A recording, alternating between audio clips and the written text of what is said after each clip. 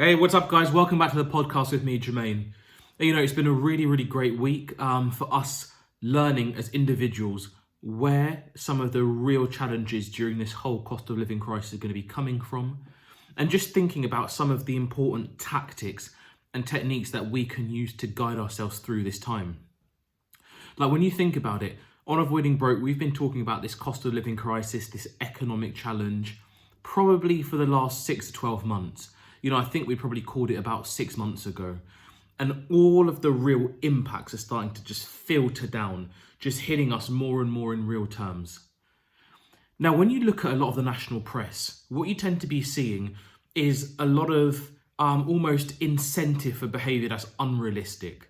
So I saw in the news today that we're talking about incentives for not using energy at peak times.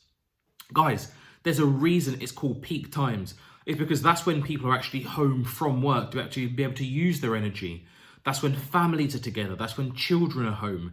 The whole idea of being so restrictive at a time which is basically filled for your family time or for your personal time, it doesn't make any sense to me whatsoever. We're looking in the wrong places. We're trying to make the wrong types of cutbacks, and in many respects, they will be unsustainable. Or if you look at people, for example, who are striking.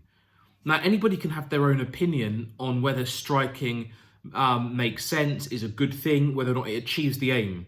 It's not for me to comment on that. But what we can say is that we recognise anybody who's currently going through the strike situation, the strike scenario. One thing that is very likely is even if they do secure a pay rise, it will not outstrip inflation. And that's the key thing that everybody needs to really buckle down on and really get into your minds. It's very rare to out-earn inflation, especially inflation at these kind of levels. I'm saying 10% is what I'm calling the base for inflation. So it's very rare to out-earn that. It's very rare to be able to get random bonuses and things that take you past that rate of inflation. It's super rare. Really, what it comes down to is more how you hustle on a day-to-day basis to make sensible adjustments to be able to make your savings.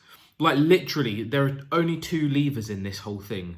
When you've got prices going up, you either need to increase what you earn or decrease what you spend. The levers are really simple. That's the only way you're going to make up the difference. The best way to do it, the easiest way, the way you've got most control is on the decrease. And let's just look at some tactics quickly on how you can start to do that. So number one, to everybody out there who is currently has got the Just Eats, Deliveroo, Uber Eats app on your phone, why do you have it? That's the question. It's not whether or not the food is fantastic, and it's not whether or not you think you can afford it, and it's not whether or not you enjoy it and you just treat yourself. It's just that so much of the food can easily be replicated for a fraction of the price at home. And that is one of the gaps that you can plug. As a country in the UK, we certainly have a growing problem with obesity. Massive issue in America as well. Companies like Just Eat, Deliveroo, Uber Eats, all these places, they are helping to fuel that. There are two massive problems that I'm worried about, or three potentially. One is that more people are spending money they don't have with these companies. Two is the link to the drive in increased obesity. And the third thing is the impact on our skills. Because if you look nowadays, most people can't cook, but there's no pressure to be able to do it. Actually, because you've got so much on-demand help, you don't necessarily need to even gain basic core skills. My mother was over here today and we were talking, and I asked her how confident she would be going to a cupboard in her home, picking out random ingredients and just cooking.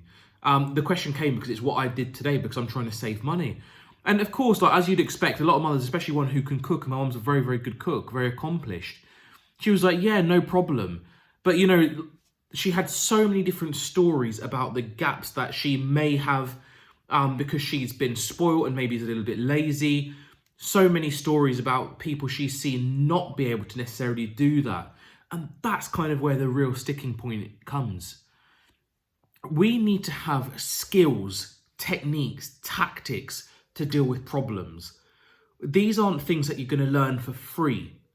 Well, you learn them for free if you're watching this channel, but you've got to actually put the hard work in to develop these skills.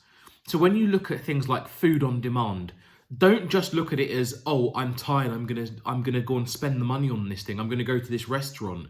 Think to yourself, what is the impact on my health overall?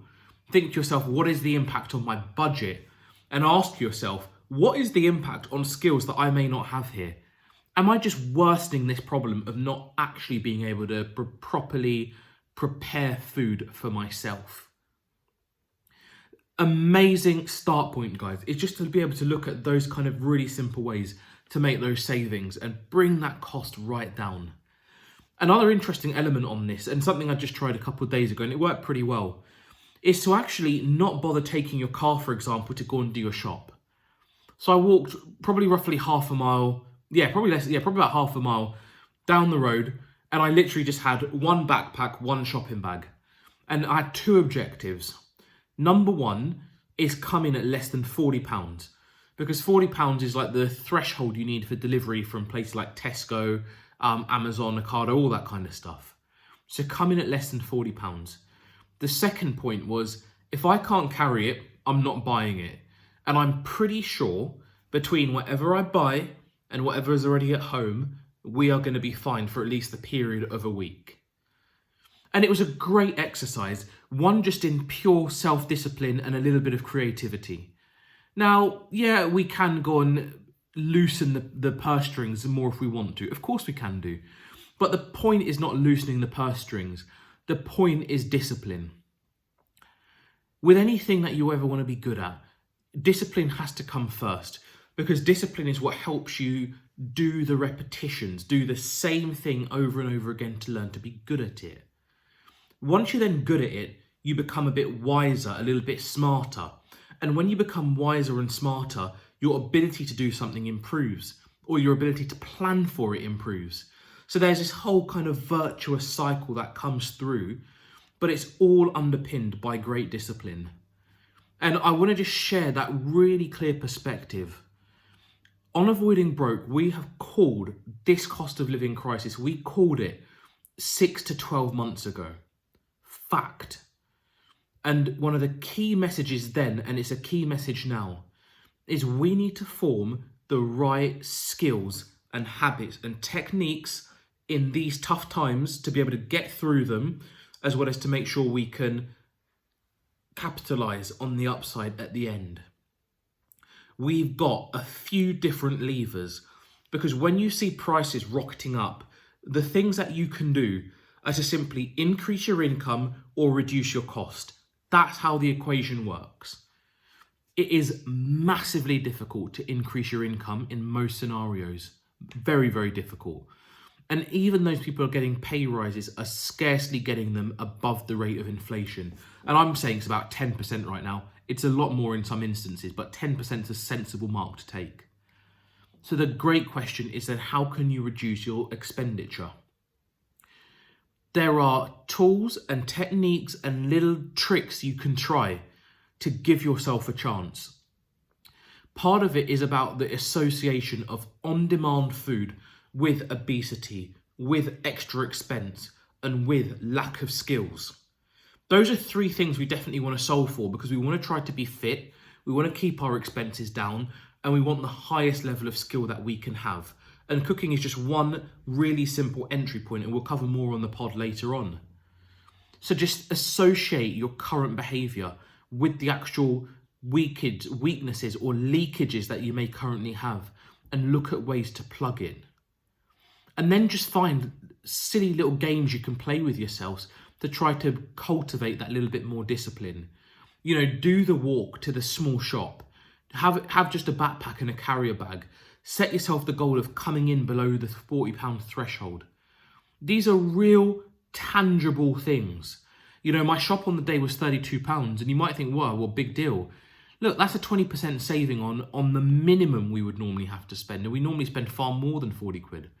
So we've saved. I've got healthier by doing the half a mile walk. And I've actually had to be a little bit more creative because the whole cook today was just based on random things that we had in the fridge and in the cupboards. Now, I've been taught to be a pretty reasonable cook, but I still think the food was pretty decent. And honestly, it's cost a fraction of what it normally would do. These are really simple tactics that you can start bringing into your day-to-day life. Really simple things. Even if you don't want to go big bang, if you're eating out 2 or 3 times a week, trim it down to 1 and just be creative on the other few days. There are so many little things. Like, please, if you see and have any ideas, do share them. If you've got any questions, do ask. And we're going to just keep firing out the content to hopefully help. All right, guys, speak to you on the next pod. Take care. Bye.